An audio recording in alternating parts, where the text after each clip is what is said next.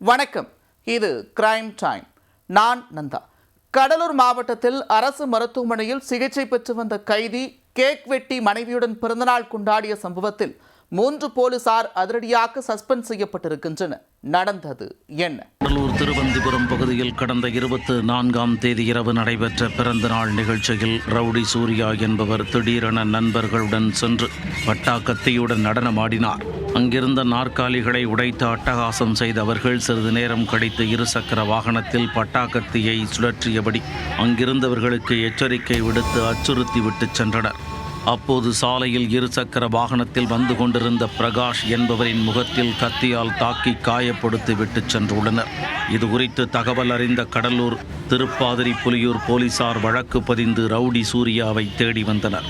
திருவந்திபுரம் பகுதியில் பதுங்கியிருந்த அவரை போலீசார் சுற்றி வளைத்து பிடிக்க முயன்றபோது கீழே விழுந்ததில் அவருடைய கை மற்றும் கால் எலும்பு முறிவு ஏற்பட்டு கடலூர் அரசு மருத்துவமனையில் அனுமதிக்கப்பட்டார். கடலூர் அரசு மருத்துவமனையில் போலீஸ் பாதுகாப்புடன் கைதிகள் பிரிவில் அவர் சிகிச்சை பெற்று வந்தார். இந்நிலையில் கடந்த 1ஆம் தேதி இரவு மருத்துவமனையில் சூர்யா தனது பிறந்த நாளை கேக் வெட்டி கொண்டாடி உள்ளார். போலீசார் பாதுகாப்பு பணியில் இருந்தபோதே மனைவி மற்றும் நண்பர்களுடன் அவர் கேக் வெட்டி பிறந்த நாள் கொண்டாடியதுடன் தனது மனைவிக்கும் கேக் ஊட்டி விட்டுள்ளார். இது குறித்த வீடியோ வெளியாகி காவல்துறை வட்டாரத்தில் பெரும் அதிர்ச்சியை ஏற்படுத்தியது. இதுகுறித்து காவல்துறையினர் விரிவான விசாரணை மேற்கொண்டு வந்தனர்.